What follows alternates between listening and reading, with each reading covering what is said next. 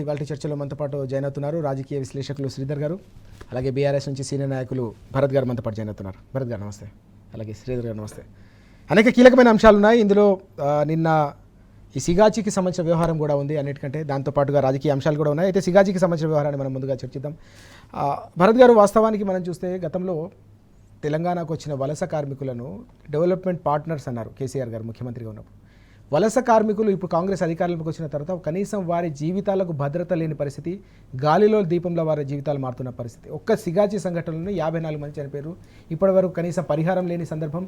ఒక కేసు కూడా ఆ కంపెనీ మీద పెట్టలేదని చెప్పేసి హరీష్ రావు గారు కూడా తీవ్ర ఆగ్రహం వ్యక్తం చేశారు. ఎట్లా చూడాలి మొత్తం ఓవరాల్గా ఈ మొత్తం అంశాన్ని మనం? పరిపాలన అనేది ఒక పద్ధతి ప్రకారం చేయకపోతే ప్రభుత్వం యొక్క అంకుశం ఏదైతే ఉందో దానికి ఎవరు భయపడరు. అది ఆ అంకుశం ఉండదు. ఫస్ట్ ఆ అంకుశం మాయమవుతుంది, ఆ తర్వాత అరాచకం మొదలవుతుంది. అదే ఇవాళ మనకు తెలంగాణలో కనిపిస్తూ ఉంది. పరిపాలన మీద అవగాహన లేదు, పట్టు లేదు, రెండు లేదు. లేకపోవడం మూలంగా యథేచ్ఛగా విచ్చలవిడిగా ఇవాళ స్వార్థపర శక్తులు ఏమవుతున్నాయంటే తెలంగాణలో స్వైర విహారం చేస్తూ ఉన్నాయి. దాని ఫలితమే ఇవాళ ఈ ప్రమాదాలు కానివ్వండి, గురుకులాలలో తీవ్ర అస్వస్థతకు గురి పిల్లలు చనిపోవడం. కానీ ఇవాళకి 54 మంది పిల్లలు అక్కడ చనిపోయినారు. ఈ ఒక్క సంఘటనలో 54 మంది సిగాచిలో చనిపోయినారు. చనిపోయిన రోజున చాలా హడావుడి చేసేసేసి ₹1 చనిపోయిన కుటుంబాలకి, తీవ్రంగా గాయపడిన వాళ్ళకి 50 లక్షల రూపాయలు, తర్వాత మిగతా వారందరూ కూడా చిన్న గాయాలతో బయటపడిన వారికి 25 లక్షల రూపాయలు ముఖ్యమంత్రి పోయి ప్రకటించారండి. ఇవాళకి ఇదే ఆ కాంపన్సేషన్ ఏదైతే ప్రకటించారో ఇవాళకి దిక్కులేదు.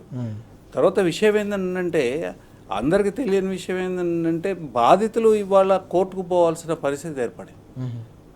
నెల లోపటగా కోర్టుకి వెళ్ళాల్సిన పరిస్థితి ఏంటంటే న్యాయ పైసా వాళ్ళకి దక్కలేదు, చిక్కలేదు. తర్వాత వాళ్ళకి అన్నిటికన్నా ముఖ్యంగా ఒక స్వాంతన అనేది ఉండాలండి. ఒక ప్రమాదం జరిగినప్పుడు ఆ ప్రమాదంలో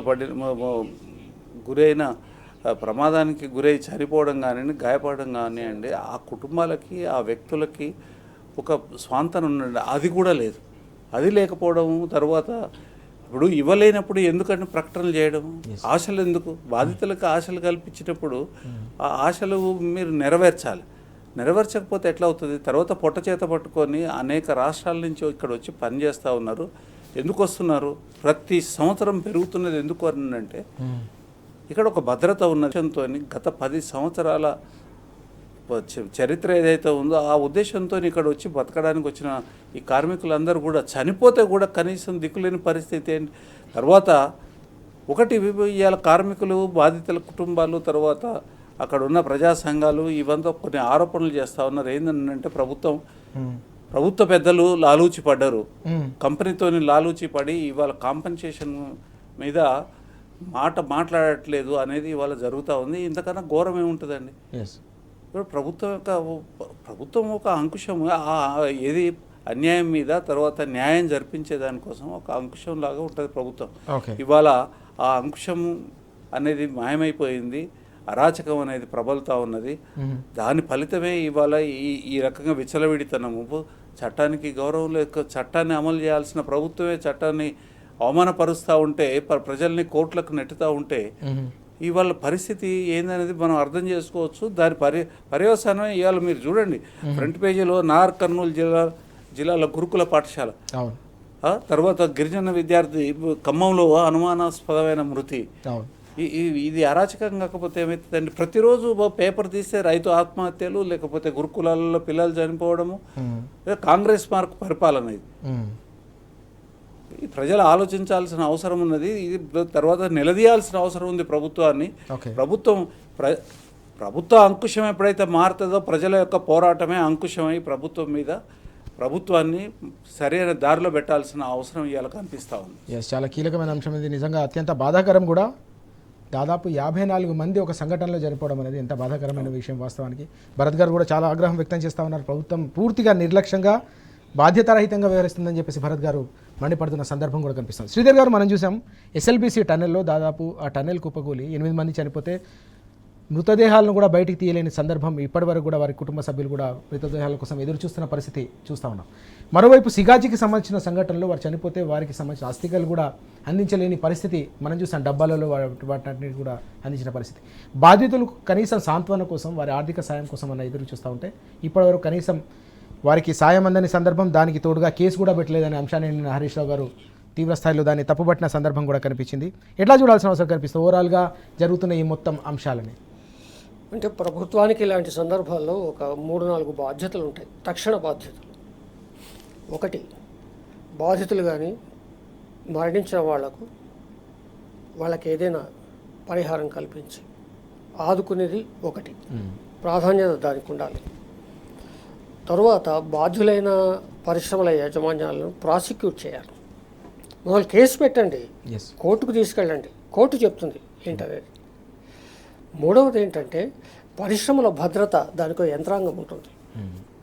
ఆ యంత్రాంగం నిరంతరం పర్యవేక్షిస్తుండాలి. పరిశ్రమలు ప్రత్యేకించి ఎప్పుడైతే ప్రమాదాలు సంభవించే ఆస్కారం ఉన్న పరిశ్రమలు ఉంటాయో అలాంటి పరిశ్రమల పట్ల చాలా అప్రమత్తంగా యంత్రాంగం ఉండాలి. ఓకే. అన్నిటికంటే ముఖ్యంగా ప్రభుత్వం ఒక వాగ్దానం చేసిన తర్వాత దాన్ని నెరవేర్చే బాధ్యత సంపూర్ణంగా 100% ప్రభుత్వం మీద ఉంటుంది. ఓకే. ప్రమాదం జరిగిన తర్వాత తెల్లవారి మొన్నాడు వెళ్ళారు ముఖ్యమంత్రి గారు తెలుగులో చెప్పారు, శ్రీధర్ బాబు గారు ఇంగ్లీష్లో చెప్పారు, యాజమాన్యంతో మాట్లాడేట్టు చెప్పారు. తర్వాత ₹1 పరిహారం అని ప్రకటించారు. ఇంతవరకు అతిగతి లేదు.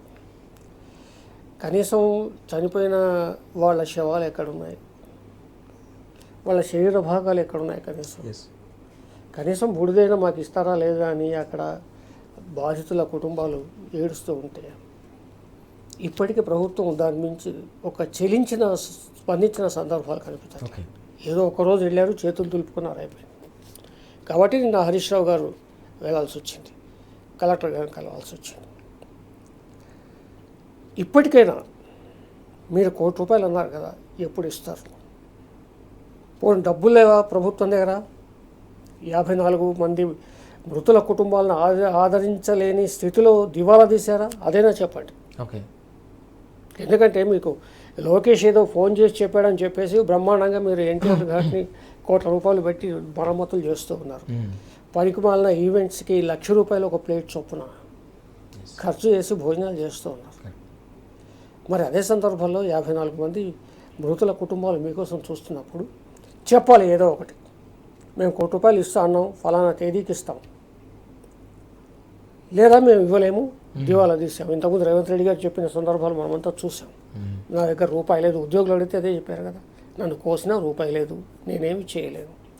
మరి ₹1 లేదు, ఏమి చేయలేననే ముఖ్యమంత్రి గారు ఈ ప్రభుత్వం మరి మిగతా ఖర్చుల విషయంలో అలాగే వ్యవహరిస్తుందా? లేదు కదా. మంత్రులు ఎంత హాస్యాస్పదం అంటే 50-60 కిలోమీటర్లకు కూడా మంత్రులు హెలికాప్టర్లో వెళ్తున్నారు. అది గతంలో ఎప్పుడు ఏ ముఖ్యమంత్రి చేయాలి? ఎప్పుడో 200-300 కిలోమీటర్లు ఉంటే సహజంగా ముఖ్యమంత్రులు హెలికాప్టర్లు వెళ్తారు, అది తప్పేది కాదు. కానీ పక్కనే హైదరాబాద్ పొలిమేరల్లో ఉన్న ప్రాంతాలకు పోవాలన్నా హెలికాప్టర్లు వాడుతున్న ఈ సందర్భంలో ఆ మృతి చెందిన కుటుంబాలను ఆదుకోలేదు అంటే వీళ్ళు పలాయనం. ఒకటి, ప్రధానంగా ప్రభుత్వానికి చిత్తశుద్ధి ఉండాలి. ఓకే. చిత్తశుద్ధి ఉంటే మరి కలెక్టర్ను పిలిపించుకోవడము, లేదా కలెక్టర్ కార్యాలయంలో సంబంధిత జిల్లా మంత్రి, ఇన్ఛార్జ్ మంత్రి, పరిశ్రమల అధికారులు కూర్చొని దానికి ఏదో ఒక మార్గం చూసే ప్రయత్నం చేయాలి. ఒక అడుగు ముందుకు పడాలి ఆచరణలో. ఆచరణాత్మకంగా చూస్తే ప్రభుత్వం ప్రమాదం జరిగిన 1-2 రోజులు హడావిడి చేసింది తప్ప ఈ రోజు వరకు ఏమీ జరగలేదు. ఇది చాలా దారుణం. ఎందుకంటే ఇందాక భరత్ గారు ప్రస్తావించినట్టు వివిధ రాష్ట్రాల నుంచి మన దగ్గరకు వస్తున్నారు. కేసీఆర్ గారి 10 ఏళ్ల పరిపాలనలో హైదరాబాద్ మీద ఒక అపారమైన విశ్వాసం కలిగింది. దేశానికే కాదు, ప్రపంచానికి కలిగింది. కాబట్టి ఒకప్పుడు సూరత్ అనేవాళ్ళు, ఒకప్పుడు బొంబాయి అనేవాళ్ళు బతకడానికి పోవడానికి. మేము విన్నాం చిన్నప్పుడు, బతకడానికి పోవాలంటే హైదరాబాద్ కనిపించేది కాదు ఎవరికి. బొంబాయి ట్రైన్ ఎక్కేవాళ్ళు, సూరత్ ట్రైన్ ఎక్కేవాళ్ళు, వెళ్ళిపోయేవాళ్ళు. కానీ ఇవాళ వివిధ రాష్ట్రాల వాళ్ళు ఇక్కడ బతకడానికి వస్తున్నారు. అంటే హైదరాబాద్ ఒక విశ్వాసం కలిగించింది. మరి ఆ విశ్వాసాన్ని నిలబెట్టుకోవాలి కదా. మరి మూడవది, ఈ కార్మికులంతా ఎవరు? నీ తెలంగాణ సంపదను అభివృద్ధి చేస్తున్నవాళ్ళు, తెలంగాణను పరిపుష్టి చేస్తున్నవాళ్ళు. తెలంగాణ బ్రాండ్ ఇమేజ్ ఏమవుతుందో దానికి వాళ్ళు వాళ్ళ చెమట చుక్కలతో, వాళ్ళ త్యాగంతో, వాళ్ళ రక్తంతో, వాళ్ళ కండలు కరిగించి నీకు శ్రమ ధారపోస్తున్నారు. ఎప్పుడు ఆ మాత్రం కన్సర్న్ లేకుండా పనికిమాలిన విషయాల్లో మీరంతా క్యాబినెట్ సమావేశాలు ఆ సమావేశాలు పెట్టుకొని హడావిడి చేయడం తప్ప ఈ 54 మంది మృతులను ఆదుకోకపోవడం చాలా అమానవీయ చర్య. రాజకీయాలు పక్కన పెడదాం, అమానవీయం. ఇప్పటికైనా ముఖ్యమంత్రి గారు సంబంధిత మంత్రి ముందుకొచ్చి మీరు ప్రకటన చేయండి, వాళ్ళకు భరోసా కల్పించండి. నిజంగా కూడా వాస్తవానికి శ్రీధర్ గారు భరత్ గారు చెప్పినట్టు ప్రభుత్వంలో మానవీయ కోణం లోపించడం వల్లే కనీసం వారికి ఆర్థిక సాయం కూడా అందించలేని దయనీయమైన పరిస్థితి సిగాచి బాధితులు ఎదుర్కొంటున్న అంశాన్ని ప్రస్తావిస్తున్న సందర్భం మనం చూస్తున్నాం. కేసీఆర్ గారి హయాంలో హైదరాబాద్ను ఒక ఉపాధి అవకాశాల అక్షయ పాత్రగా తెలంగాణ ప్రభుత్వం బీఆర్ఎస్ ప్రభుత్వం తీర్చిదిద్దింది. అందుకే దేశంలోని అనేక ప్రాంతాల నుంచి హైదరాబాద్లో ఈ సంపద సృష్టికి కావచ్చు, మౌలిక సదుపాయాల కల్పనకు సంబంధించి కావచ్చు, భారీ నిర్మాణాల్లో వారంతా కూడా భాగస్వాములై తెలంగాణకు సంబంధించి ఒక డెవలప్మెంట్ పార్ట్నర్స్గా వ్యవహరిస్తున్న సందర్భం. తెలంగాణకు సంబంధించిన బ్రాండ్ ఇమేజ్ కూడా వారి ద్వారానే పెరిగిన సందర్భం కూడా మనం చూసాం. వారు అనేక రాష్ట్రాలు వెళ్తున్నప్పుడు హైదరాబాద్లో పెరుగుతున్న అభివృద్ధిని కూడా వారు కూడా చెప్పుకున్న సందర్భం. అలాంటి పరిస్థితుల్లో కేవలం తెలంగాణ ప్రజలకు సంబంధించిన హక్కులే కాకుండా వలస కార్మికులకు సంబంధించిన కష్టం, వారికి సంబంధించిన హక్కులు, వారికి ఇబ్బంది తలెత్తినా కూడా గొంతెత్తుతున్న ఏకైక పార్టీగా కూడా బీఆర్ఎస్ నిలుస్తుందనే అంశం కూడా ఇక్కడ మనకు ప్రధానంగా కనిపిస్తూ ఉంది. భరత్ గారు అలాగే శ్రీధర్ గారు చాలా స్పష్టంగా చెప్తున్నారు. ఇప్పటికైనా బాధితులకు మనం ఆదుకోవాల్సిన బాధ్యత ఉంది. తప్పకుండా ప్రభుత్వం చెప్పినట్టుగా తప్పకుండా వారికి ఆ ₹1 పరిహారంతో పాటు వాటిపై ఈ సంఘటనకు బాధ్యులైన వారిపై కూడా తప్పకుండా గట్టి చర్యలు తీసుకోవాల్సిన అవసరం ఉందనే అంశాన్ని కూడా ప్రస్తావిస్తున్న సందర్భాన్ని మనం చూస్తూ ఉన్నాం. భరత్ గారు, బీసీ రిజర్వేషన్లకు సంబంధించిన అంశంలో కూడా మనకి ఈరోజు కీలకమైన అంశం కనిపిస్తుంది. బీసీ బిల్లుపై కాంగ్రెస్ హ్యాండ్సప్ అంటూ ఈ వార్త మనం చూస్తూ ఉన్నాం. 42% కోటా బాధ్యత బీజేపీదే, కేంద్ర ప్రభుత్వం అని చెప్పేసి కాంగ్రెస్ ప్రభుత్వం చెప్తున్న సందర్భం. ఎట్లా చూడాల్సిన అవసరం కనిపిస్తుంది మొత్తం వ్యవహారాన్ని? కామారెడ్డి డిక్లరేషన్ నుంచి మొదలుకొని ఆర్డినెన్స్ వరకు అనేక రకాల అంశాలపై ఇప్పటికే బీసీ సంఘాలు అభ్యంతరం వ్యక్తం చేస్తున్నాయి, నమ్మకం లేదని చెప్తున్న నేపథ్యంలో ఇప్పుడు కేంద్ర ప్రభుత్వానికి బాధ్యత, మాది బాధ్యత లేదన్నట్టుగా చేస్తున్న ఈ ప్రకటనను మనం ఎట్లా అర్థం చేసుకోవాలి? రాజేష్ గారు, ఇప్పుడు కాంగ్రెస్ ఎప్పుడు కూడా ఒక మాహోల్ క్రియేట్ చేసే కార్యక్రమం, ఆ మాహోల్ క్రియేట్ చేసేసి పని చేయకపోవడం, మాహోల్ క్రియేట్ చేయడం. ఈ మాహోల్ క్రియేట్ చేసి హడావుడి క్రియేట్ చేసేసేస్తే ఎన్నికలు ఒక ప్రోగ్రాం ఉంటుంది. గతంలో అసెంబ్లీ ఎన్నికల ముందు కామారెడ్డిలో హడావుడి చేసిండ్రు, ఒక డిక్లరేషన్ తీసుకొని వచ్చినారు. డిక్లరేషన్ తీసుకొచ్చిన తర్వాత మీకు తెలియదా ఈ లోకల్ బాడీ ఎన్నికలు ఉంటాయి, మరి మీకు చిత్తశుద్ధి ఉంటాయి, లోకల్ బాడీ ఎన్నికల లోపల దీని కథ ఏందో తేల్చి మొత్తం మీదే ఈ రిజర్వేషన్ని పక్కా చేయాల్సిన బాధ్యత ఉంటుందని కాంగ్రెస్ పార్టీకి తెలియదండి? తెలుసు, కానీ ఏమి చేయలేదు.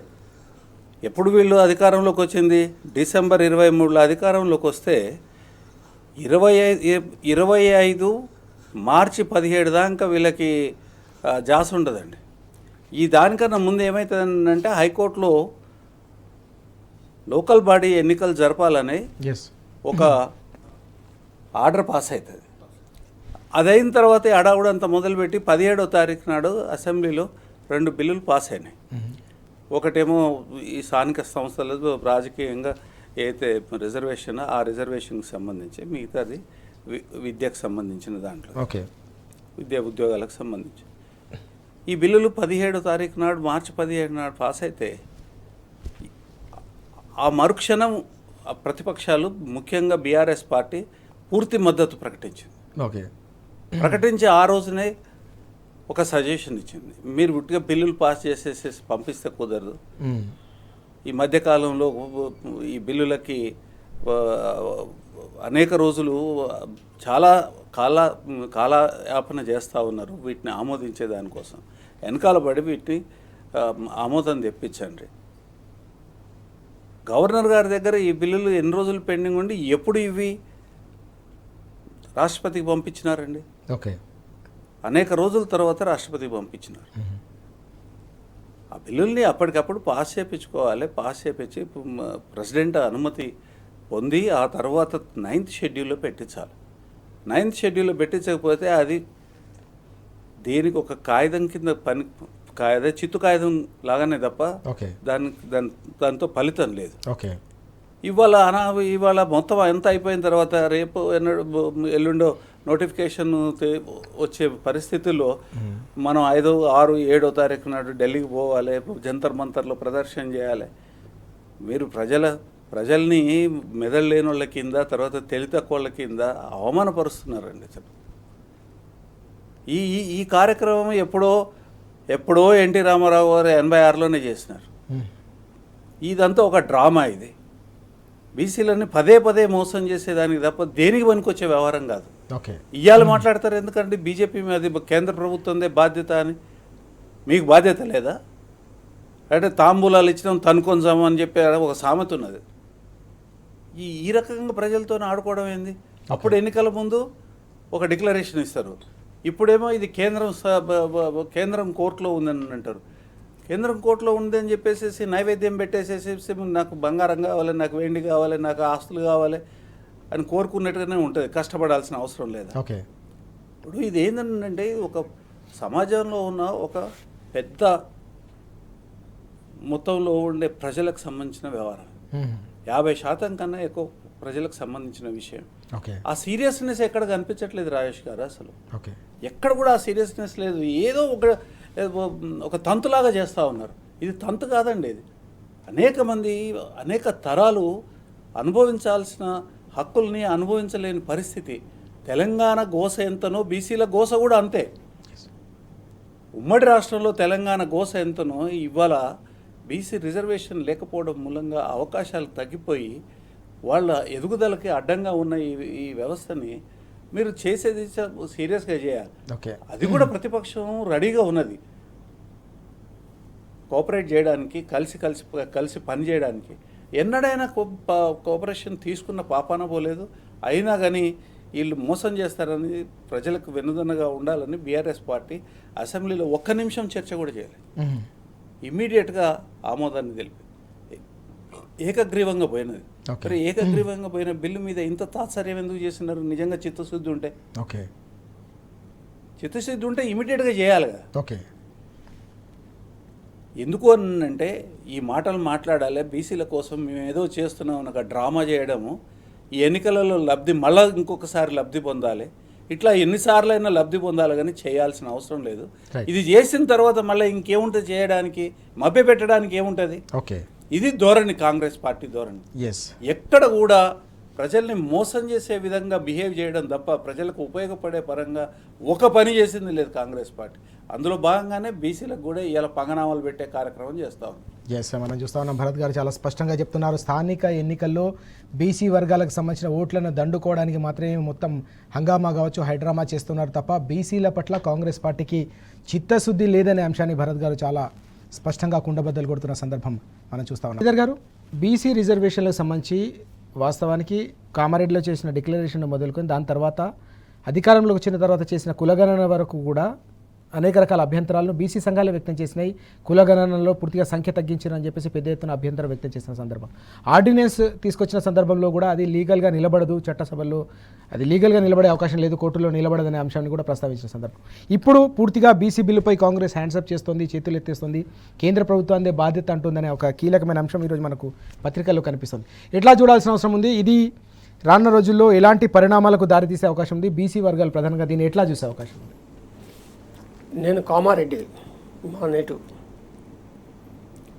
కామారెడ్డిలో జరిగిన రేవంత్ రెడ్డి గారి ఎన్నికల సభ నేను విన్నాను, టీవీలో చూశాను ఆశాంతంగా. ఓకే, ఈ రిజర్వేషన్లు బీసీ రిజర్వేషన్లు ప్రకటించారు, సంతోషం. కానీ ఎక్కడ కూడా రేవంత్ రెడ్డి గారి ప్రసంగంలో మేము రిజర్వేషన్లు ఇవ్వడానికి సిద్ధంగా ఉంటాం అధికారంలోకి వచ్చిన తర్వాత, కానీ కేంద్రం మాకు అనుమతి ఇవ్వాలి, రాష్ట్రపతి ఉత్తర్వులు వస్తేనే సాధ్యమవుతుందని కండిషన్ ఎక్కడ చెప్పలే. ఓకే, ఏదో రేవంత్ రెడ్డి గారు రేపు కాంగ్రెస్ ప్రభుత్వం ఒక సంతకం చేసి పారేస్తే రిజర్వేషన్ అమలు అవుతుందన్న ధోరణిలో చెప్పారు. అమాయకులు ప్రజలు నమ్ముతారు కదా. అంటే కేవలం అధికారంలోకి రావడానికి ఒక ఎత్తుగడగా ఒక మోసపూరితమైన వాగ్దానం చేశారు తప్ప ఇందులో ఉండే న్యాయపరమైన పరిపాలనాపరమైన చిక్కులు తెలియక కాదు. ఓకే, ఎందుకంటే కాంగ్రెస్ పార్టీ గతంలో కేంద్రంలో పరిపాలించింది, రాష్ట్రంలో పరిపాలించింది, కొత్తవి కాదు. అంటే కావాలని ప్రజల్ని మోసం చేయడానికి ఒక ఎత్తుగడగా కామన్ డిక్లరేషన్ ప్రకటించారు. ఓకే, ఇవాళ రెండు పార్టీలు, జాతీయ పార్టీలు, కేంద్రంలో బీజేపీ అధికారంలో ఉంది, రాష్ట్రంలో కాంగ్రెస్ ఉంది. ఓకే, ఇంతవరకు కూడా రేవంత్ రెడ్డి గారు లేదా ఆయన మంత్రివర్గం కానీ కిషన్ రెడ్డి గారిని, బండి సంజయ్ గారిని పిలిపించి ఒక రివ్యూ సమావేశం ఏర్పాటు చేయాలి. రేవంత్ రెడ్డి గారిని కేటీఆర్ గారు ఏదో అన్నారని చెప్పేసి బండి సంజయ్ గారు ఒంటి కాలు మీద లేచారు. నిన్న చూశాను నేను. మీడియాలో. ఓకే. మరి ఇవాళ అదే ఒంటికాల మీద లేవచ్చు కదా కేంద్రం మీద. ఎస్. ఏమయ్యా మా రాష్ట్ర ప్రభుత్వం అసెంబ్లీ తీర్మానం చేసింది, ఆర్డినెన్స్ కోసం ముసాయిదా పంపింది. ఓకే. అయ్యా కేంద్రం పెద్దలారా మీరంతా నిర్ణయం తీసుకోండి అని ప్రశ్నించవచ్చు కదా. ఎందుకంటే బండి సంజయ్ గారు గెలిచింది కరీంనగర్ ఓటర్లతో, ఓకే. తెలంగాణ ఓట్లతో గెలిచారు. ఆయన బీసీ బిడ్డ. ఎస్. ఆ బాధ్యతలు వాళ్ళు విస్మరించారు. ఇక్కడ ఏంటంటే ఇద్దరు దోబూచులాట ఆడుకున్నారు ఓకే. మధ్యలో బీసీలను ఫూల్స్ని చేయడానికి. బీజేపీ వాళ్ళు ఏమంటారు, మీరు ముస్లింలను కనుక ఇందులో కలిపితే మేము ఒప్పుకోమంటాం. ఎస్. విశేషం ఏమిటంటే బీజేపీ పాలిత రాష్ట్రాల్లో కూడా ముస్లింలు లేకుండా బీసీ రిజర్వేషన్ ఎక్కడుందో చెప్పట్లేదు. ఓకే. ఇదిగో మా బీజేపీ పాలిత రాష్ట్రం ఉంది, ఇక్కడ ముస్లింలు మేము పక్కన పెట్టి మేము రిజర్వేషన్ పాటిస్తున్నామని ఎక్కడ చెప్పలేంతవరకు. ఓకే. ఇటు రేవంత్ రెడ్డి గారు కానీ ఆయన ప్రభుత్వం ఆయన పెద్దలు వాళ్ళ మంత్రులు కానీ మీరు ఇప్పటివరకు దాదాపు 50 సార్లు రేవంత్ రెడ్డి గారు ఢిల్లీ వెళ్ళి వచ్చారు. ఓకే. ఏ ఒక్క పర్యటన కూడా బీసీ బిల్లు విషయంలో కానీ బీసీ రిజర్వేషన్ల విషయంలో కానీ ప్రధాని కానీ రాష్ట్రపతిని కానీ కలిసింది లేదు ఇంతవరకు. ఓకే. మరి ఇవాళ హడావిడి ఎందుకు చేస్తున్నారంటే అక్కడ హైకోర్టు మొట్టికాయలు వేసింది, డెడ్ లైన్ పెట్టింది. ఇక్కడ అసెంబ్లీలో తీర్మానం చేసిన గవర్నర్కు పంపిన రాష్ట్రపతి పరిధిలో ఉన్న అంశం ఏదైనా సరే ఓకే. గవర్నర్ తనకు తానుగా ఆర్డినెన్స్ జారీ చేయలేరు. ఎస్. అది నాకు తెలిసిన న్యాయపరమైన చిక్కు. అది తెలుసు వీళ్ళకి. ఆయన పంపించేశారు, చేతులు తొలుపుకున్నారు, పంపించాను కదా. గవర్నర్ ఏమో పక్కన పెట్టి కూర్చున్నాడు ఆయన. ఓకే. ఇక ఇప్పుడేమో వీళ్ళంతా బయలుదేరుతున్నారు. ఇప్పుడు బయలుదేరాల్సిన అగత్యం ఎందుకు వచ్చింది అంటే పీకల మీదకి వచ్చింది, మెడ మీద కత్తి వేలాడుతుంది, దులుపుకోవాలి అంటే తన బాధ్యతను కేంద్రం మీద వేయాలి. అక్కడ కేంద్రం ఏం చేస్తుంది, తన బాధ్యతను తప్పుకొని రాష్ట్రం మీద వేసేయాలి. ఓకే. రెండు జాతీయ పార్టీలు ముద్దాయిల ఈ విషయంలో. ఎస్. రాష్ట్ర సమస్యలకు వస్తే ఇవాళ బనకచర్లను ఆపే విషయంలో కానీ బీసీ రిజర్వేషన్ల విషయంలో కానీ ఓకే. ప్రతిపక్ష బీఆర్ఎస్ పార్టీ సంపూర్ణమైన సహకారం అందిస్తానని ముందుకొచ్చింది. సాధారణంగా ప్రతిపక్షాలు వ్యతిరేకిస్తుంటాయి అధికార పక్షాన్ని, ఓకే. కానీ బీసీల విషయంలో సంపూర్ణమైన సహకారం అందిస్తానని ముందుకొచ్చింది. ఓకే. కానీ ముందుకొచ్చిన ప్రతిపక్షాన్ని కానీ ఇతర పక్షాలను కానీ తీసుకుని ఇంతవరకు ఢిల్లీ వెళ్ళలేదు. ఎస్. మరి ప్రభుత్వం వచ్చేంటి 20 నెలలు అయింది వచ్చి. మరి 20 నెలల్లో ఇందాక భరత్ గారు చెప్పినట్టుగా స్థానిక సంస్థలు ఎన్నికలు ఇప్పుడు ఉంటాయని తెలుసు. ఎప్పుడైనా ఎన్నికలు ఎప్పుడు ఉంటాయో ఎవరికైనా అర్థమైపోతుంది. ఎస్. ఒక మామూలు మనిషినాడు చెప్తారు 5 ఏళ్ళకోసారి వస్తాయని. తెలిసి కూడా 20 నెలలు తాత్సారం ఎందుకు చేశారు, ఒక అఖిలపక్షాన్ని ఎందుకు తీసుకోలేదు. అయ్యా బండి సంజయ్ గారు, కిషన్ రెడ్డి గారు మీరైనా చొరవ తీసుకుని ఎస్. మరి రాష్ట్రపతి గారి దగ్గర అపాయింట్మెంట్ తీసుకోవడము, ప్రధాని గారి దగ్గర అపాయింట్మెంట్ తీసుకుని ఇది ఎందుకు చర్చించలేదు, ఇంత దాకా ఎందుకు లాగారు అంటే వీళ్ళకి చిత్తశుద్ధి లేదు. ఓకే. ఇవాళ నమస్తే తెలంగాణలో వకలాభరణం కృష్ణమోహన్ గారు ఒక మంచి వ్యాసం రాశారు. దయచేసి ఇక్కడ చూస్తున్న ప్రేక్షకులంతా ఒకసారి చదవాలి. ఓకే.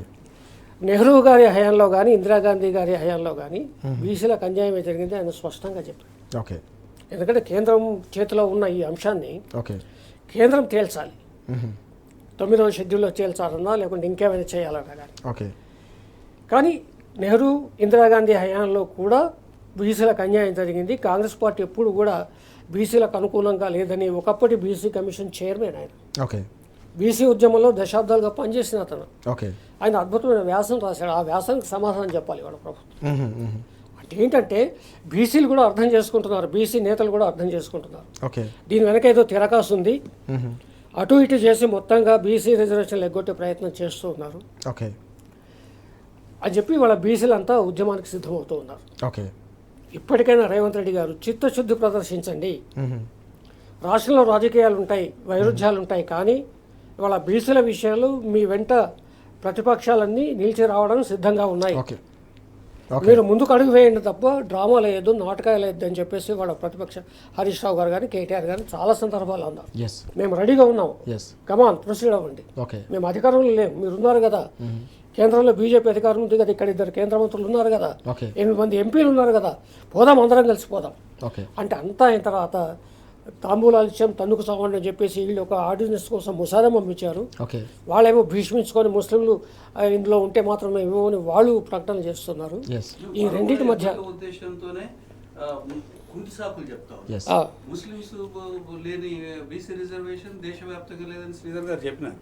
వాస్తవం అది. గుజరాత్లో ఉన్నదండి. నరేంద్ర మోడీ స్వయంగా పరిపాలన చేసిన గుజరాత్లో ఉన్నది. ఇవాళ యోగి ఆదిత్యనాథ్ గారు యూపీ పరిపాలన చేసే యూపీలో కూడా ఇవాళ ముస్లిం బీసీ రిజర్వేషన్లో ఉన్నారు. ముస్లిమ్స్ బీసీ రిజర్వేషన్లో కవర్ అవుతా ఉన్నారు. ఓకే, మీరు అక్కడ ఇస్తారు, ఇక్కడేమో ముస్లిం వ్యతిరేకత అనేది పెద్ద గొప్ప విషయం లాగా హిందువులను రెచ్చగొట్టే ఒక భావజాలాన్ని ఇక్కడ ఇచ్చేసే దానికోసం రైట్. స్వయంగా బీసీఐ ఉండి బండి సంజయ్ గారు బీసీలకు మోసం చేస్తూ ఉన్నారు, పట్టించుకోవట్లేదు. Right. ఇది డ్రామా కాకపోతే ఏంటంటే అందరు కలిసి బీసీలకి రిజర్వేషన్ ఎగ్గొట్టేదానికి తప్ప ఇది దీంట్లో ఏ విశేషం ఉన్నది ఇంకా? ఎస్ ఎస్ శ్రీధర్ గారు. అదే తను చెప్పింది. ఇద్దరు కలిసి మోసం చేస్తున్నారు. Right right. బీసీలు అర్థం చేసుకున్నారు కాబట్టి ఇవాళ బీసీలు వ్యాసాలు రాస్తున్నారు, ప్రకటనలు చేస్తున్నారు, సమావేశాలు పెడుతున్నారు. రైట్. ఇప్పటికైనా రేవంత్ రెడ్డి గారు, బండి సంజయ్ గారు, కిషన్ రెడ్డి గారు మీకు చేతులు ఎత్తి నమస్కారం చేస్తున్నాను. మీరు బీసీలు మోసం చేయకండి, ఓకే, తొందరగా తేల్చండి. పైన అధికారంలో మీరున్నారు, ఇక్కడ అధికారంలో కాంగ్రెస్ ఉంది. రెండు జాతీయ పార్టీలు, మీకు ఒక సామాజిక బాధ్యత ఉంటుంది జాతీయ వ్యాప్తంగా ఉన్నప్పుడు. రాహుల్ గాంధీ గారు కల్పించుకోవాలి, మోడీ గారు కల్పించుకోవాలి. దీన్ని తొందరగా మీరు ఏదైతే వాగ్దానం చేశారో ఆ వాగ్దానం ప్రకారం బీసీల రిజర్వేషన్ వెంటనే దానికి ఒక రాజ్యాంగబద్ధమైన శాంటిటీ, సాధికారత కల్పించండి. భవిష్యత్తులో వెతుక్కునే పరిస్థితి తేకండి. ఎందుకంటే బీసీలు వాళ్ళని అనుకుంటాం కానీ ఒక సమాజం చారిత్రకంగా, సాంస్కృతికంగా ఎదిగి వచ్చిందంటే దానికి బీసీలే వెనుకుంటారు ప్రధానంగా. కారణం ఏంటంటే వృత్తులు వాళ్ళ చేతుల్లో ఉంటాయి. వృత్తులు లేకపోతే సమాజం ఉండదు, సమాజం మనుగడే లేదు.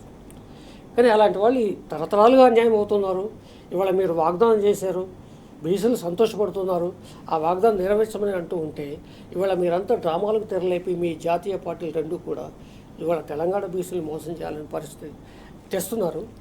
విశేషం ఏంటంటే బీసీలకు 42% రిజర్వేషన్ల విషయంలో తెలంగాణ సమాజంలో ఉన్న ఓసీలు కూడా మద్దతు చెప్తున్నారు. ఎస్, వాళ్ళు మా సోదరులే, ఇవ్వండి, వాళ్ళకి రావాల్సిన వాటా వాళ్ళకి ఇవ్వండి అని చెప్పేసి.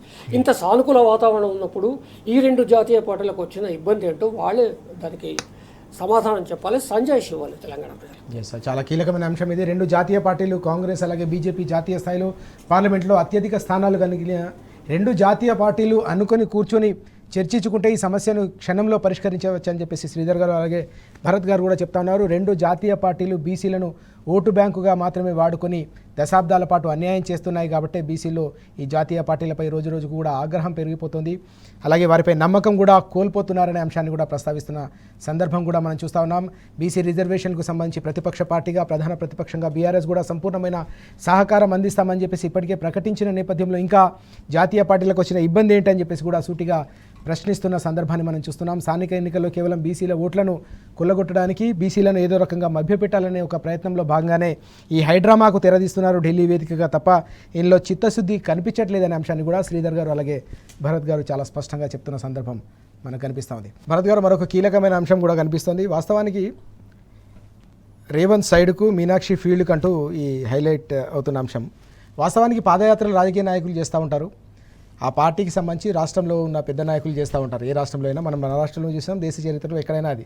కానీ హైకమాండ్కు సంబంధించిన ప్రతినిధులు, ఇన్ఛార్జీలు కూడా పాదయాత్ర చేసే ఒక కీలకమైన పరిణామం చోటు చేసుకుంటూ ఉంటుంది. రేవంత్ సైడ్కు మీనాక్షి నటరాజన్ గారు పాదయాత్ర చేయాలని తెలంగాణలో నిర్ణయం తీసుకున్నట్టుగా మనకు కనిపిస్తుంది. ఎట్లా చూడాల్సిన అవసరం ఉంది? ఎందుకోసం వీళ్ళు ఈ పాదయాత్రను చేపడుతున్నారు? అంటే అధిష్టానం పూర్తిగా రాష్ట్ర నాయకత్వం మీద నమ్మకం కోల్పోయిందా? క్షేత్రస్థాయిలో పెరుగుతున్న వ్యతిరేకతను అంచనా వేయడానిక? ఎందుకోసం అంటే కాంగ్రెస్ పార్టీకి సిగ్గు ఎగ్గు లేదండి, లజ్జ లేదు. 40 సంవత్సరాల క్రితమే, 40-50 సంవత్సరాల క్రితం ఎన్టీ రామారావు గారు ఆత్మగౌరవ నినాదంతో కాంగ్రెస్ నికృష్టమైన పనుల్ని ఎండగట్టి ప్రజల ఆమోదంతో ప్రభుత్వాన్ని ఏర్పాటు చేసినారు. ఒకసారి ప్రభుత్వం పోయిన తర్వాత, ప్రజలతో చీకొట్టుకున్న తర్వాత కూడా బుద్ధి రాకపోతే ఎవడేం చేయగలుగుతారండి? ఎవరండి ఆమె? ఇక్కడ ఈ రాష్ట్రంలో వచ్చి ఇక్కడ ఆమె ఏంటి పాదయాత్ర చేయాల్సినంత పరిస్థితి వచ్చిందంటే ఎంత తాకట్టు పెట్టేసినారండి ఆత్మగౌరవాన్ని, తెలంగాణ ఆత్మగౌరవాన్ని, అస్తిత్వాన్ని తాకట్టు పెట్టే దాంట్లో ఇది పరాకాష్ట. ఇది ఆమె సెక్రటేరియట్లో కూర్చుంటుంది, ఆమె హోదా ఏంది? సెక్రటేరియట్లో కూర్చొని మీటింగులు పెడుతుంది. ఆమెకి లీగల్ స్టేటస్ ఏంది? ఆమె సెక్రటేరియట్కి ఎట్లా వస్తుందండి ఆమె? సెక్రటేరియట్లో మీటింగులు పెట్టింది, ఇవాళ ఏకంగా ఊళ్ళకే పోతానంట. అంటే ఇది వాళ్ళ చేతగాంతనం అనేది స్పష్టంగా ఉంది. కాంగ్రెస్ పార్టీ లోకల్ నాయకత్వం అనేది వాళ్ళ గ్రిప్లో ఇవాళ పరిపాలన లేదు. అక్కడి నుంచి 10 జనపథ్ నుంచో ఇంకెక్కడి నుంచో అది నడిపిస్తున్నారు అనేది స్పష్టంగా కనిపిస్తూనే ఉంది. అది వదిలిపెట్టే, అది వాళ్ళ చేతగాంతనం. కానీ రాష్ట్రానికి, తెలంగాణ ప్రజలకి ఒక ఆత్మగౌరవం ఉంది కదా. తెలంగాణ ఆ సాధన అనేది ఒక పోరాటంతో సాధించే కేసీఆర్ గారు సాధించారు. ఆ ఆత్మ బలిదానాలతోని కేసీఆర్ గారు తెలంగాణ సాధించడం జరిగింది. సాధించిన తెలంగాణకి ఇది ఆ గౌరవం. ఒక ఇన్ఛార్జ్ వచ్చి ఇవాళ పాదయాత్ర చేస్తుందంట, ఆమె వచ్చి సెక్రటేరియట్లో కూర్చొని నువ్వు ముఖ్యమంత్రివేనా అసలు? తెలంగాణ ఆత్మగౌరవాన్ని ఢిల్లీ జన్పథ్ 10 జన్పథ్ పాదాక్రాంతం చేసే కార్యక్రమం తప్ప దీంట్లో ఇంకోటి ఆలోచించాల్సిన అవసరం లేదు. ఒక నీచమైన సంస్కృతికి తెరదీస్తూ ఉన్నారు. తెలంగాణ ప్రజల్ని నిరంతరం అవమానాల పాలు చేసే దానికోసం పాలు చేస్తున్నారనే దానికి ఇది నిదర్శనం. 50 సార్లు ఢిల్లీకి పాదుషాల దగ్గరికి పోయేసి వచ్చాడు. ఇవాళ మొత్తం ఇవాళ పాదాక్రాంతం చేసేసి సిగ్గు ఎగ్గులేనితనం కాంగ్రెస్కు బుద్ధి రాదు అసలు. రైట్. భరత్ గారు చాలా స్పష్టంగా చెప్తున్నారు. పూర్తిగా రాజకీయాలు ఏ విధంగా మారుతూ ఉన్నాయో, హైకమాండ్ ఏ విధంగా పూర్తిగా తమ ఇన్ఛార్జ్లను పాదయాత్రలు కూడా దించుతుందంటే పరిస్థితి ఎంత దారుణంగా తయారైందో చాలా స్పష్టంగా అర్థమవుతుందని చెప్పేసి భరత్ గారు చెప్తా ఉన్నారు. ఇక్కడ శ్రీధర్ గారు, మనం చూస్తూ ఉంటే వాస్తవానికి ఇప్పటికే సచివాలయంలో జరిగిన మీటింగ్లపై పెద్ద ఎత్తున ఇన్ఛార్జ్ ఎట్లా కూర్చుంటారని చెప్పేసి వివాదాలు చెలరేగిన పరిస్థితి, ప్రతి ఒక్కరు కూడా అభ్యంతరం వ్యక్తం చేసిన సందర్భం. ఇప్పుడు క్షేత్రస్థాయిలో స్థానిక ఎన్నికలు జరగబోతున్న ఈ తరుణంలో ఏకంగా పాదయాత్ర, ఒక కాంగ్రెస్ పార్టీకి సంబంధించిన ఇన్ఛార్జ్ పాదయాత్రకు దిగడాన్ని ఎట్లా చూడాల్సిన అవసరం ఉంది? అంటే వ్యతిరేకత పెరిగిపోతుందనే అంచనాతోనా, లేక వీళ్ళు పంపిస్తున్న నివేదికలను వారు పరిగణలోకి తీసుకోవట్లేదా, నమ్మకం ఏమైనా కోల్పోయారా హైకమాండ్? వ్యతిరేకత పెరిగిపోతుంది, అధ్యయనం చేయమని ఒకటి కావచ్చు. రెండవది, ఎట్లాగూ ముఖ్యమంత్రి, మంత్రులు ప్రజల్లోకి వెళ్ళే వాతావరణం లేదు ఇప్పుడు. కాబట్టి అమ్మ మీరు వెళ్ళి చూసి రండి, కాస్త అధ్యయనం చేసి రండి అనేది కావచ్చు. ఏదేమైనా కానీ గతంలో ప్రతిపక్ష నాయకులు పాదయాత్రలు చేశారు. రాజశేఖర రెడ్డి గారు చేశారు, అక్కడ జగన్ చేశారు. అంటే ప్రతిపక్ష నాయకులు ఒక అధికార హోదా, ప్రజల కన్సర్న్, ప్రజల ఓటుతో గెలిచిన వాళ్ళు పాదయాత్రలు చేశారు. కానీ ఈమె ఏ రకంగా తెలంగాణకు సంబంధం? ఆమె కాంగ్రెస్ పార్టీ వ్యవహారాల ఇన్ఛార్జ్. గాంధీ వరకు పరిమితం కావాలి, లేదంటే జిల్లాలో ఉండే కాంగ్రెస్ పార్టీ కార్యాలయాలు ఉంటాయి, అక్కడ కూర్చొని రివ్యూ చేయాలి, లేదంటే ఒక కాంగ్రెస్ కార్యకర్త ఇంటికి వెళ్ళాలి. ఇది వ్యవహారాల ఇన్ఛార్జ్, పార్టీ వ్యవహారాలు. ఎస్, ప్రభుత్వ ఇన్ఛార్జ్ కాదా ఆమె? ఏ రకంగా? ప్రభుత్వం ఎక్కడ జీవో ఇవ్వాలి. ప్రభుత్వ వ్యవహారాల సలహాదారు అనుకుంటే కనుక గవర్నమెంట్ జీవో ఇవ్వాలి, అపాయింట్ చేయాలి, ఈమె బాధ్యతలు తీసుకోవాలి. అదేమీ జరగలేదు. కానీ వాళ్ళ ప్రభుత్వ పరిధిలో చేయాల్సిన ఈ పాదయాత్ర ఈమె చేస్తున్నట్టు అర్థం ఏంటంటే మీరు గమనించండి. ఈ మధ్య ఇవాళ అశోక్ నగర్ చౌరస్తాకి, చిక్కడపల్లి లైబ్రరీకి ఒక ఎమ్మెల్యే ఎమ్మెల్సీ వెళ్తే అక్కడ ఘెరావ్ చేస్తున్నారు, విద్యార్థులంతా గొడవ చేస్తున్నారు. ఎక్కడికక్కడ రైతులు ఎమ్మెల్యేలను అడ్డుకుంటున్నారు. రైతు ఆత్మహత్యలు 600 దాకా చేరుకుంటున్నాయి. ఆ రైతు ఆత్మహత్య చేసుకున్న కుటుంబాన్ని పరామర్శించేంత గట్స్, దమ్ము అంటామే తెలుగులో, అది మంత్రులకు ఉండట్లేదు, పోయి పరామర్శించట్లేదు. ఎందుకంటే రైతులు తిరగబడతారని తెలుసు. ఇవాళ ఎరువుల విషయంలో కూడా పైపైన ప్రకటనలు కొరత ఏమి లేదు, అంతా బాగుంది అంటున్నారు. ఒకవైపు లేఖలు రాస్తున్నారు, అయ్యా మాకు ఎరువులు పంపించండి. అంటే సంపూర్ణంగా ప్రభుత్వం విఫలమైన ఈ నేపథ్యంలో ఇవాళ ఆమె మీనాక్షి నటరాజన్ గారు పాదయాత్రకు బయలుదేరడం అనేది ప్రభుత్వం సిగ్గుతో తల వంచుకోవాలి. నువ్వెందుకమ్మా, మేమున్నాం, ఇంతమంది మంత్రులు ఉన్నాం, మేము పోతాం, ఈ జిల్లాకి ఎవరు కూడా మీరే చెప్పండి, ఇక ముఖ్యమంత్రిగా నేను వెళతాను, కలుస్తాను అని చెప్పాల్సింది పోయి ఇక్కడ ఓటర్ కాదు, స్థానికురాలు కాదు, అవి పార్టీ కోసం వచ్చిన ఆ పెద్ద మనిషిని ఇవాళ మీరు పాదయాత్రకు ఆమె పంపిస్తూ ఉంటే మీరంతా చేతులు ముడుచుకొని కూర్చున్నారంటే ఇంతకన్నా అవమానం ఏమీ లేదు. అంతేకాకుండా మీనాక్షి నటరాజన్ గారు ఒకవేళ ప్రజల సమస్యలు తెలుసుకోవడానికి ఆమె తెలంగాణలో పర్యటించవచ్చు, ఒక భారతీయ పౌరాలిగా ఎక్కడైనా పర్యటించవచ్చు, ఆమెకు ఆ హక్కు ఉంది, ఎవడు కాదనలేడు, ఆ హక్కు ఉంటుంది. కానీ ఆమె ఒక కాంగ్రెస్ ప్రతినిధిగా వెళ్తుంది. వాళ్ళ కాంగ్రెస్ పార్టీ రాష్ట్రంలో అధికారంలో ఒక విచిత్రమైన సన్నివేశం రాష్ట్రంలో. ఎందుకంటే మేము మా రాజకీయ అనుభవాలు 50 ఏళ్ళని చూస్తున్నాం.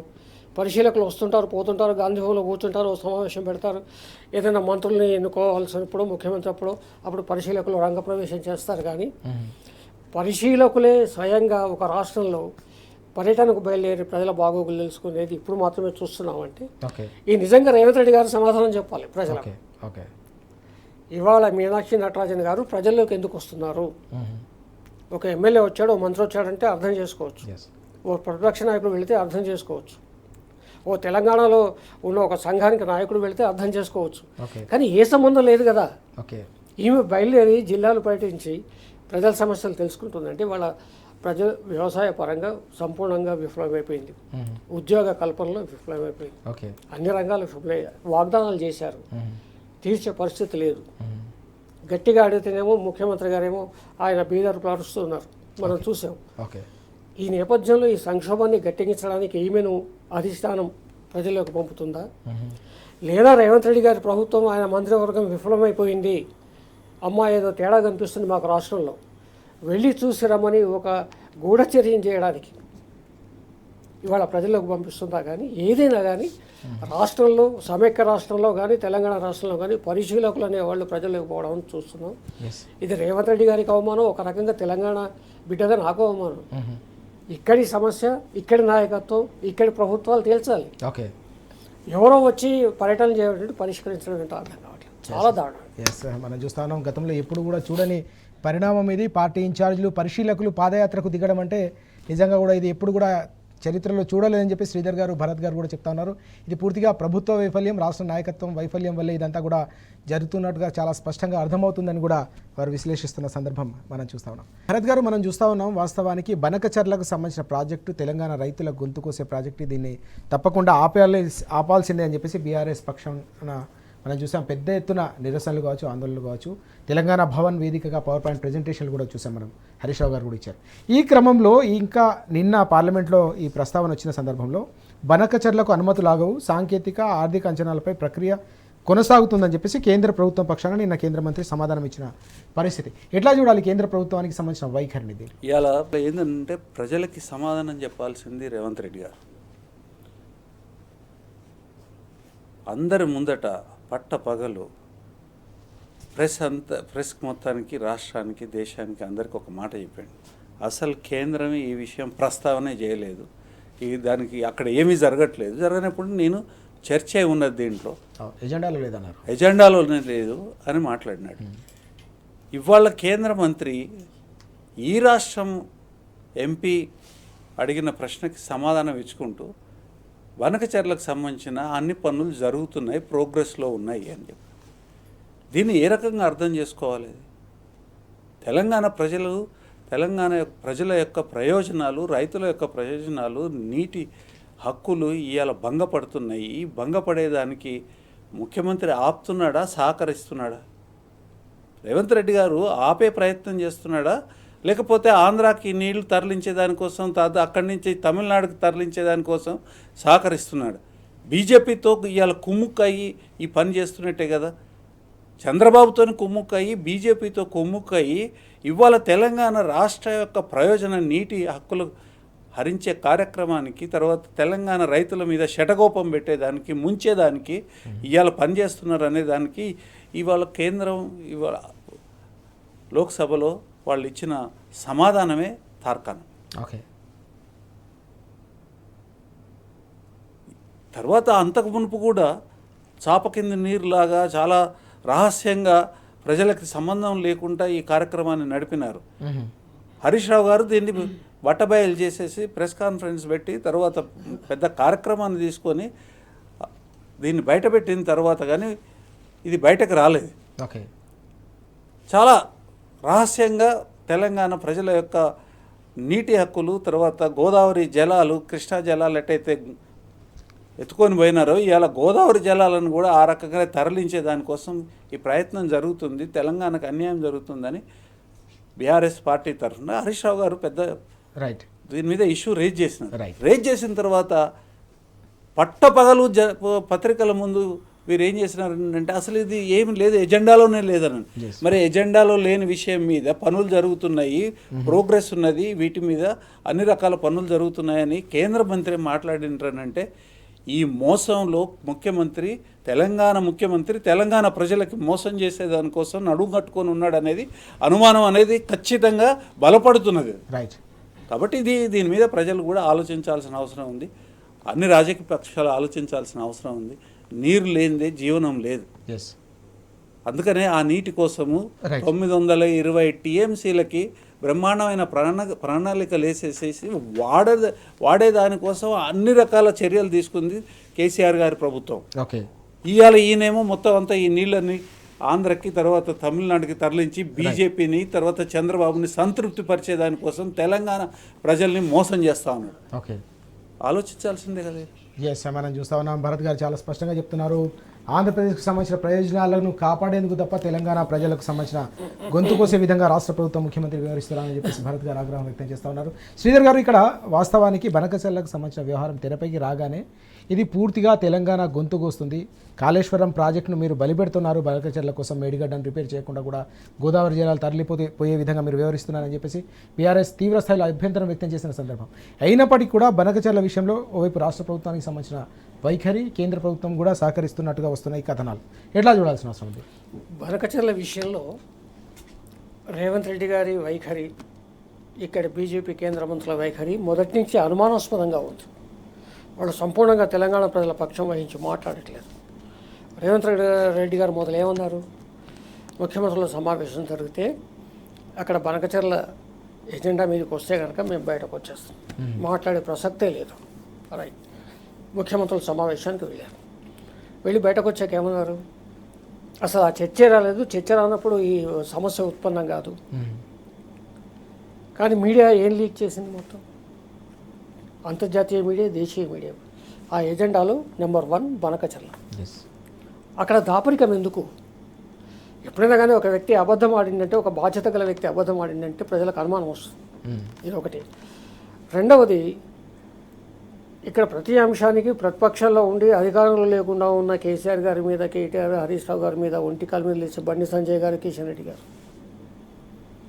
బనకచెర్ల విషయంలో చంద్రబాబు నిలదీయట్లే. రైట్, ఒక్క ప్రశ్న కూడా, ఒక్క నిలదీత కూడా ఇంతవరకు లేదు. ఓకే, అంటే ఈ ముగ్గురి వ్యవహార శైలి అనుమానాస్పదంగా ఉంది, అందులో సందేహం లేదు.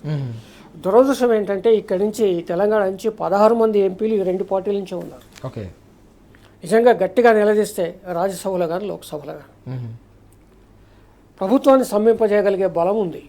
ఓకే, ఆ బలాన్ని మీకు అందించే తెలంగాణ ప్రజలు ఉన్నారు వెనక. విపక్షాలు కూడా మీ వెంట నడుస్తాయంటున్నాయి బనకచెర్ల విషయంలో. ఎస్, ఇన్ని అనుకూల అంశాలు ఉన్నా కూడా వీళ్ళు అబద్ధాలు ఆడుతున్నారు, మసుగుసు మాడగా చేస్తున్నారు, ఓకే, మోసగించే ప్రయత్నం చేస్తున్నారంటే తప్పకుండా ఇక్కడేదో మతలబు ఉందన్న విషయం ప్రజలకు అర్థమైంది. రైట్, అటువైపు చంద్రబాబు నాయుడు గారు, ఆయన మోడీ గారికి మద్దతు ఇస్తున్నారు. ఆయన మద్దతుతోనే మోడీ గారు అధికారంలో ఉండాల్సిన పరిస్థితి. అట్లాగే అక్కడ బీజేపీ, టీడీపీ అలయన్స్ ప్రభుత్వం నడుస్తుంది. అంత అనుకూలమైన అంశాలు చంద్రబాబు నాయుడు కోరుకున్నప్పుడు, ఆయన ప్రొసీడ్ అవుతున్నప్పుడు, ఓకే, వాస్తవం ఏంటంటే 10 నెలలైంది బనకచెర్ల విషయం వెలుగులోకి వచ్చి. రైట్, హరీష్ రావు గారు జలవనరుల శాఖ మంత్రిగా 10 నెలల నుంచి హెచ్చరిస్తూ ఉన్నారు. ఓకే, వీళ్ళు ఇప్పుడు మేలు కానీ ఏదో రైలు యాత్ర పెట్టారు. అంటే ఏంటంటే ప్రజలను మభ్యపెట్టే ప్రయత్నం చేస్తున్నారు తప్ప రైట్, బనకచెర్లను ఖచ్చితంగా ఆదుకోవాలని తెలంగాణ బీజేపీ ఆలోచించట్లేదు, తెలంగాణ కాంగ్రెస్ అధికారంలో ఉన్న ప్రభుత్వం కూడా ఆలోచించట్లేదు. రైట్, మనం చూస్తున్నాం బనకచెర్లను ఎట్టి పరిస్థితుల్లో ఆపాలని బీఆర్ఎస్ పోరాటం చేస్తూ ఉంటే రాష్ట్రంలో ఉన్న కాంగ్రెస్ ప్రభుత్వం, ఆంధ్రప్రదేశ్లో ఉన్న టీడీపీ ప్రభుత్వం, కేంద్రంలో ఉన్న బీజేపీ ప్రభుత్వం, ఈ 3 ప్రభుత్వాలు కూడా తెలంగాణ రైతుల గొంతు కోసే ప్రయత్నం చేస్తున్నట్టు చాలా స్పష్టంగా అర్థమవుతుందని శ్రీధర్ గారు, భరత్ గారు కూడా చెప్తున్నారు. బనకచెర్లకు సంబంధించి అడుగులు ముందుకు పడుతున్న పరిస్థితి కనిపిస్తుంది, కానీ ఆపే ప్రయత్నాలు కావచ్చు, ఆపే పరిస్థితి మాత్రం కనిపించట్లేదు. కాబట్టి తెలంగాణ రైతాంగం అత్యంత అప్రమత్తంగా వ్యవహరించాలి. తమ ప్రయోజనాలను దెబ్బతీస్తున్న ఈ 3 పార్టీల పట్ల కూడా రానున్న రోజుల్లో అత్యంత జాగ్రత్తగా వ్యవహరించాల్సిన అవసరం ఉందని సూచిస్తున్న సందర్భం కూడా మనకు కనిపిస్తుంది. Thank you very much Bharat గారు, అలాగే శ్రీధర్ గారు చర్చలో పాల్గొన్నందుకు. ఇది వాటి వార్తలు వాస్తవాలు. నమస్తే.